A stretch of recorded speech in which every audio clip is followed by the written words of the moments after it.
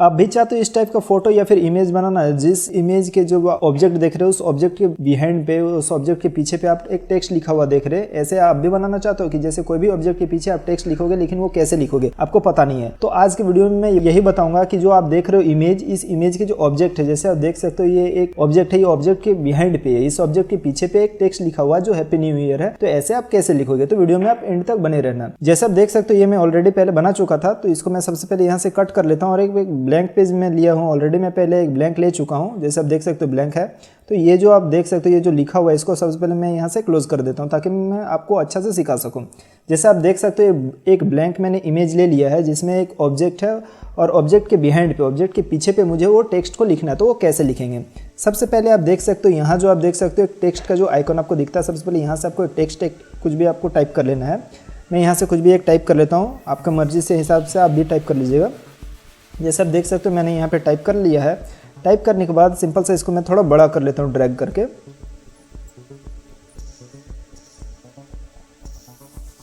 जैसे आप देख सकते हो मैंने टेक्स्ट को ड्रैग करके थोड़ा बड़ा कर लिया। जैसे आप देख सकते हो यहाँ पे लिखा हुआ है hello how are you, happy new year all of you, ठीक है, ऐसे लिखा हुआ है। तो इस टेक्स्ट को आप देख सकते हो ये जो ऑब्जेक्ट है ये ऑब्जेक्ट के ऊपर पे ये दिख रहा है। तो आप इसको बिहाइंड द ऑब्जेक्ट कैसे करें, सिंपल सा, जैसे आप यहाँ पे देख सकते हो मैं यहाँ आपको जूम करके दिखा रहा हूँ। यहाँ पे आप ध्यान से देखना, यहाँ पे मैं क्या करता हूँ।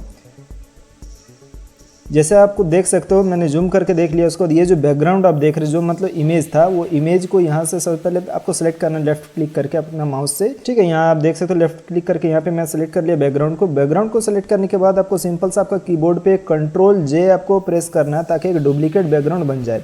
जैसे आप देख सकते हो डुप्लीकेट बैकग्राउंड बन चुका। सिंपल सा इसको आपको ड्रैग करके ऊपर ले जाना है। ये जो आप टेक्स्ट देख रहे हो हेलो हाउ आर यू जो लिखा हुआ था, टेक्स्ट के ऊपर पे आपको ले जाना है। सिंपल सा जैसे आप टेक्स्ट के ऊपर पे ले गए, मैं आपको जूम आउट करके मैं दिखाता हूँ। जूम आउट जैसे मैं कर दिया, यहाँ आप देख सकते हो वो टेक्स्ट अभी गायब हो चुका है, ठीक है। ये टेक्स्ट यहाँ बीच पे आ चुका है और जो कॉपी किया था बैकग्राउंड वो ऊपर चला गया। अब सिंपल सा यहाँ पे जाने के बाद इसको जो आप कॉपी किए थे कॉपी बैकग्राउंड को, सिंपल इस पर आपको एक बार क्लिक करके रहना है, मतलब यही आपको सेलेक्ट रहने देना है। उसके बाद यहाँ जो आप देख सकते हो सेलेक्ट का एक ऑप्शन आपको दिख रहा है, यहाँ पे आपको सेलेक्ट पे क्लिक करना है। क्लिक करने के बाद यहाँ जैसे आप देख सकते हो सब्जेक्ट लिखा हुआ है, ये सब्जेक्ट पे आपको क्लिक करना है। सब्जेक्ट पे जैसे आप क्लिक करोगे आपका जो सब्जेक्ट है वो सेलेक्ट हो जाएगा। थोड़ा वेट कर लेते हैं।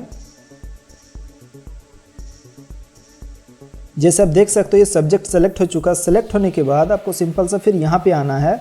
यहाँ जैसे आप देख सकते हो मैं आपको जूम करके फिर से दिखा देता हूँ। जैसे आप देख सकते हो यहाँ पे जो आप देख सकते हो यहाँ लिखा हुआ है ऐड लेयर मास्क। ये ऐड लेयर मास्क का जो आप आइकॉन देख रहे हैं जो एक कैमरा टाइप का एक है, उस पर आपको सिंपल सा क्लिक करना है। क्लिक करते ही जैसे आप देख सकते हो मैं आपको जूम आउट करके दिखा देता हूँ। आपका जो टेक्स्ट था वो बिहाइंड द इमेज हो चुका है, लेकिन अभी भी ये पूरा रेडी नहीं हुआ है। तो इसीलिए सबसे पहले जो आप देख सकते हो जो अभी आपने किया ऐड लेयर मास्क पे, सिंपल सा ये जो आ चुका है ऐसे बन के, तो यहाँ पे आपको सिंपल सा एक बार आपको राइट क्लिक करना है। राइट क्लिक करने के बाद यहाँ जो आप देख सकते हो क्रिएट क्लिपिंग मास्क, सिंपल सा यहाँ पे आपको एक बार क्लिक करना है।